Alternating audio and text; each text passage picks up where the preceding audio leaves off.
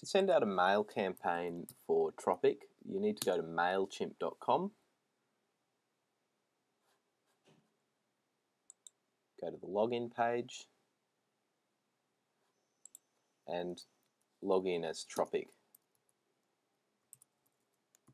Unlike with WordPress, there's only one login for the whole organization, so someone will need to give you that.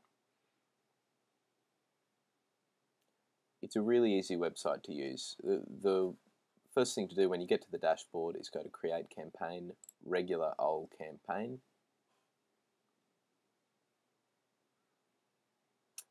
The first thing in creating a campaign is to choose who you're going to send it to.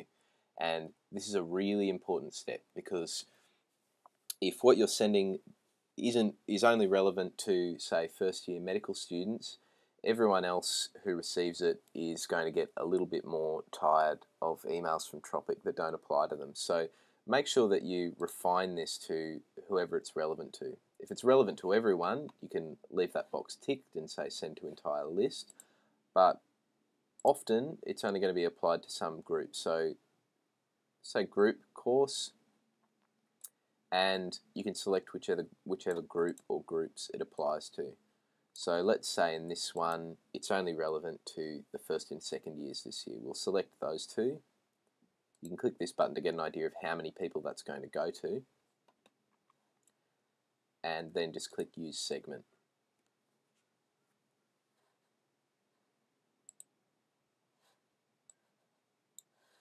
So, naming your campaign, this is just the name that people see when they're logged into MailChimp. So it's just for other people from Tropic to know what you're talking about. So just make sure it says what the campaign is about and when you're doing it, so people can keep track of it. The message subject is the hard one. This is really going to determine whether people open your email or not. So it's really worth putting a lot of thought into what your subject says to make it concise and interesting and enticing and not to sound like spam. And you'd be surprised at how vastly the click rates differ depending on how well written the message subject is. If you want some advice about how to write them, you can click on this info box here, go to more detailed info, and MailChimp sort of writes these fantastic guides to writing good mail out campaigns, and it's based on a vast body of data that they've got about click rates and successful campaigns and unsuccessful campaigns, and these are really well written, and I'd really recommend it, having a read of those if you're going to send out a few campaigns. But so in our case,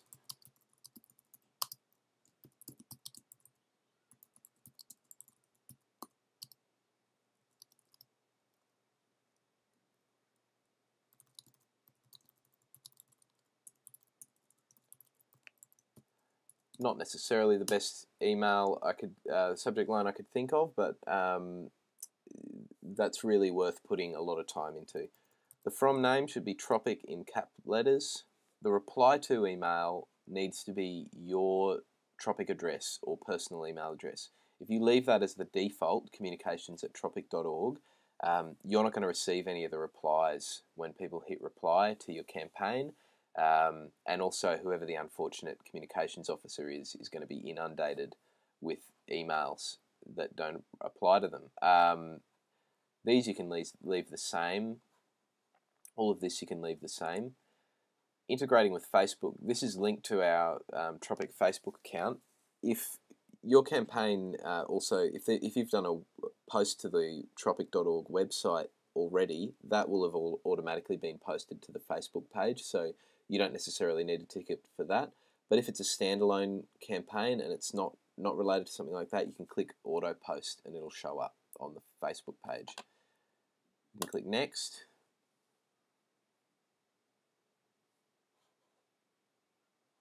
This brings up the templates. You don't have a wealth of choices there, just select Tropic Mailout.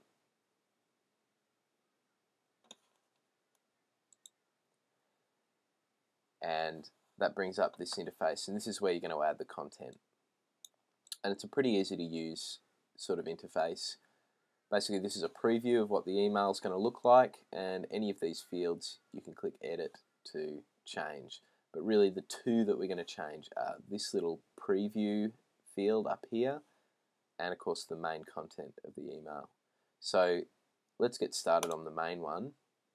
If we click edit, you can edit the text in here. It's just like using the WordPress site, or you can paste your content in. And so I've got some pre-prepared content here that I've pasted in, and as will often happen, the formatting is a nightmare.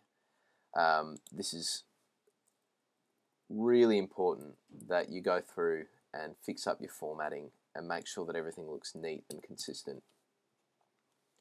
The easiest way to do that is to select everything and use this clear styles button, and that just removes all of the formatting and makes everything nice and consistent. Remove any of these sort of little artifacts from Microsoft Word that you might find in there. And if you do want to make some text stand out, the best way to do it is to use these inbuilt styles. So to make some headings, and if you use these inbuilt styles, you know that whatever you're doing is going to look consistent and fit in really well with the template.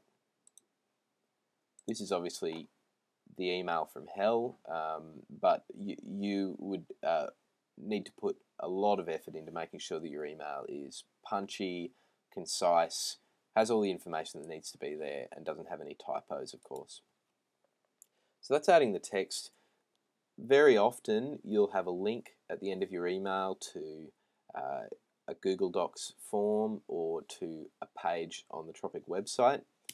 The way to add a link is to add a descriptive text, select it, click on this chain link picture, and add the URL for wherever you're linking to. Make sure you sign off with who you are,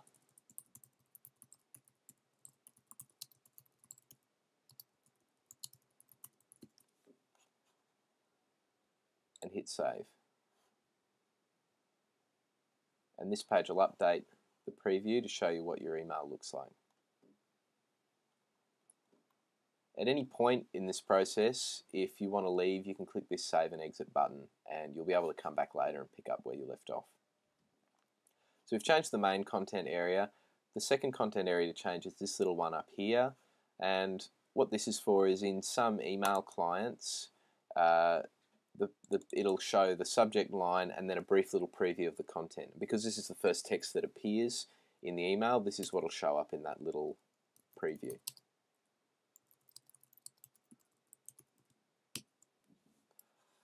Something hopefully a little bit more detailed than that, but remember, it's not going to be a whole lot of text that's going to show up in their email program. So something short and to the point in that little field. And now we're ready to move on to the next step. If you're happy with all the content, the next thing it brings up is a preview of what the email will look like for people who are using ancient email programs that don't let them see HTML and just format things as plain text. You can leave that as it is and click through to the final page. So here's the final page, and this gives you one last chance to make sure that everything is right with your email. So the first thing to do is go through these first few lines, line by line, and make sure that this is right. Make sure that this is going to the right people. You can preview who it's going to go to. Make sure that the subject line is catchy and concise and accurate, and make sure that the replies are going to your email address. Now, for testing how the email is going to look, because of course you're not going to have another chance to change it once you've hit send, you can quickly preview it using the pop-up preview, and that gives you a little rough and ready mock-up of what it's going to look like. If that looks okay, go to the next step, which is to send a test email to yourself.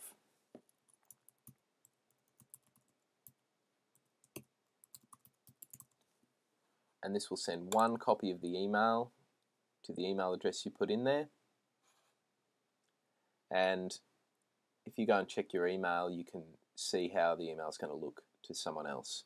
What I like to do is actually open up my email in a separate browser. So I've brought up Safari.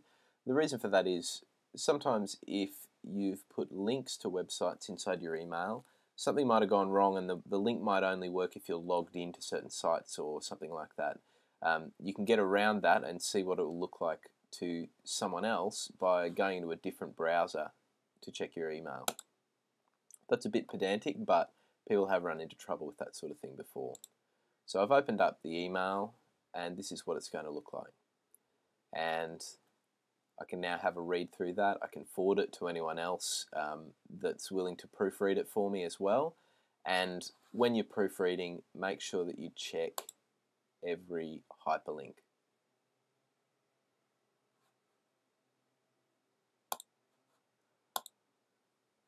If something isn't right and you need to go back and change something, you can edit the recipients, the subject line, and the reply email address here.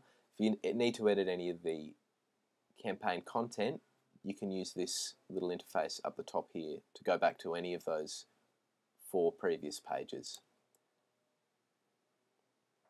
So I've clicked here, which brings me back to the original content editing page where I can make any changes.